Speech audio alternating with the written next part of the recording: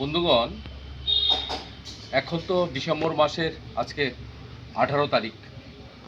এখন ডরমেন্সি পিরিয়ডে চলছে আম গাছ, কিন্তু আমাদেরকে কাঙ্ক্ষিত ফল ঠিক সময়ে প্রচুর পরিমাণে পাওয়ার জন্য গাছকে আগে থেকে কিছু পরিচর্যা করতে হয়। আমরা ডরমেন্সি পিরিয়ডে যেমন মাটির গাছ হোক আর ছাদ বাগানের টপের মধ্যে গাছ হোক বা গ্রো ব্যাগে হোক, আমরা জলটা মেপে দেব। এখানে জলের ব্যালেন্সটাই সবচেয়ে বেশি গুরুত্বপূর্ণ।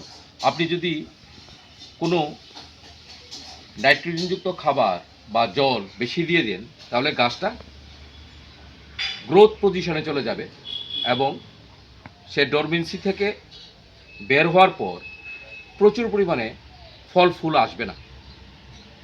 তা আমাদেরকে এই সময় গাছের মধ্যে কোনো নাইট্রোজেনযুক্ত খাবার বা কোনো কিছু দেওয়া যাবে না। কিন্তু আমাদের বিশেষ কয়েকটি কাজ আছে এই ডিসেম্বর মাসে না করলেই না হয়। যেমন ধরুন, আপনাকে নিয়ম করে 10 দিন 12 দিন অন্তর অন্তর ফাঙ্গিসাইড ও পেস্টিসাইড স্প্রে করতে হবে। রাত্রিবেলা কুয়াশা এবং সকালবেলা রৌদ্রের পর যে ধরনের ভাইরাস বা ব্যাকটেরিয়া আক্রমণ করে গাছের মধ্যে বা ফাঙ্গাস আক্রমণ করে, তার জন্য আমরা এই সময় কোনো কন্ট্যাক্ট ফাঙ্গিসাইড ব্যবহার করব না। আমরা এই সময় সিনথেটিক ফাঙ্গিসাইড ব্যবহার করব। সবচেয়ে জনপ্রিয় এবং সস্তার মধ্যে পাওয়া যায় স্যাপ, SAAF, এই ফাঙ্গিসাইডটা আমরা ব্যবহার করতে পারি।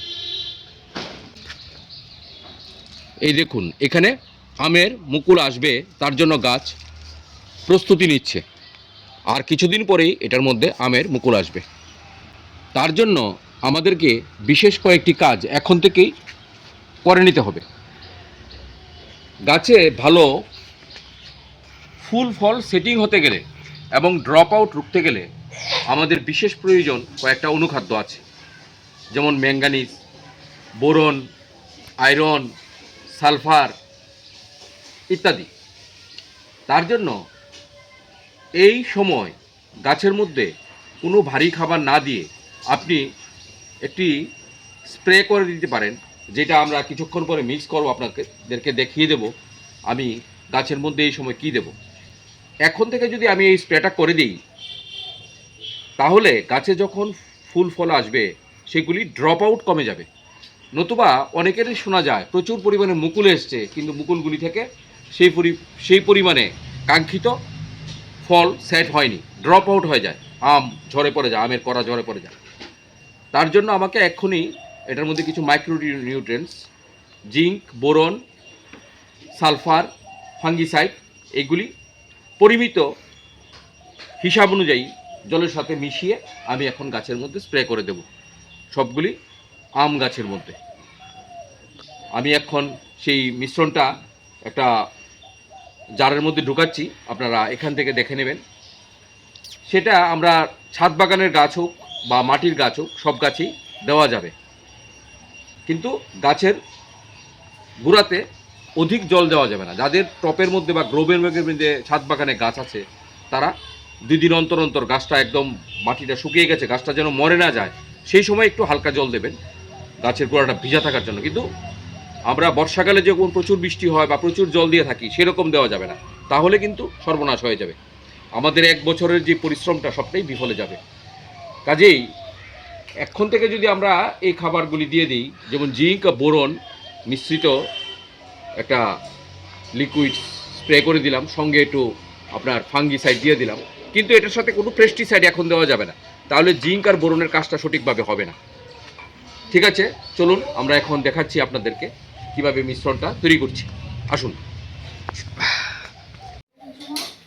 এখানে এটা 15 লিটারের একটা জার। 15 লিটারের জারের মধ্যে আমি লিটারে 2 গ্রাম হারে ফাঙ্গিসাইড সাপ মিশাবো। তাহলে 15 লিটারের জন্য আমার কতটুকু লাগবে? 30 গ্রাম। তো 30 গ্রাম হলে আমি এটা দিয়ে, এই 4 চামচ দিয়ে 6 চামচ দেব। আমি এখানে এটা অনুখাদ্য হিসাবে বায়োভিটা এক্স সিউইট ব্যবহার করি। লিটারে 1 ml, তাহলে আমি এটার জন্য 15 ml নিয়ে নিচ্ছি।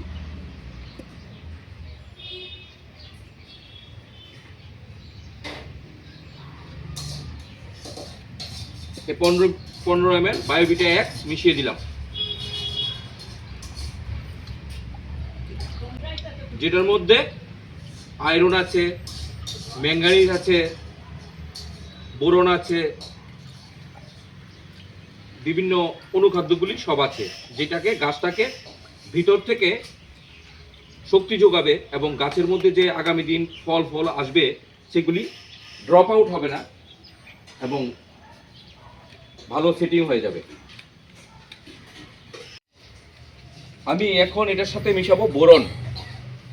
বোরন গাছের ফুল ফলকে সুন্দরভাবে গঠন করতে সাহায্য করে এবং বোরন এমন একটা ছোট্ট জিনিস যেটার প্রভাব প্রচণ্ড।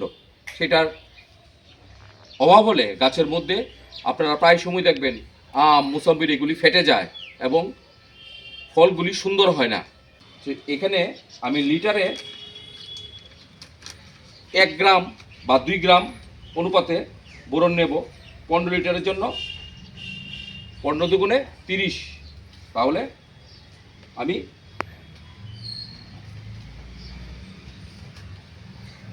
এরকম 6 চামচ নিয়ে নেব। তাহলে আমি কি কি মিশালাম আপনাদেরকে আরেকবার বলে দিচ্ছি। আমি মিশালাম স্যাপ ফাঙ্গিসাইড, বায়োভিটা এক্স একটা অনুখাদ্য, আর মিশালাম বোরন। এখন এই তিনটাকে আমি ভালো করে মিশ্রণ করে গাছকে ভিজিয়ে দিয়ে দেব। আজকে থেকে 15 দিন পরে আরেকবার দেব। বাস, ফল আসার আগে এরকম 2 বার দিলেই চলবে, আর ফল এসে গেলে তখন কি করতে হবে বলে দেব। চলুন আমরা এখন এটা মিশ্রণ হয়ে গেছে, গাছের মধ্যে একবার স্প্রে করে দেখাচ্ছি কিভাবে দিতে হবে।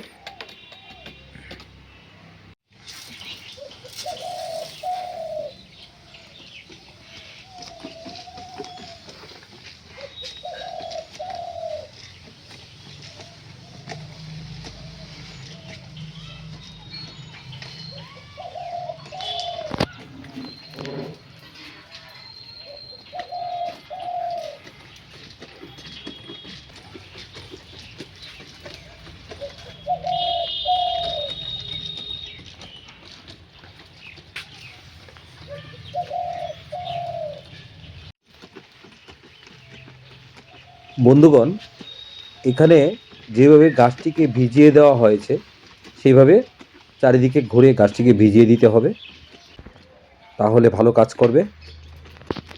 আর আমাদের অধিকাংশ চাষি বাইরে দেখা যায় ফল আসার পরে, গাছে ফল আসার পরে, মুকুল আসার পরে এই কাজগুলি করে থাকে, কিন্তু এগুলিকে আগেই করতে হয়।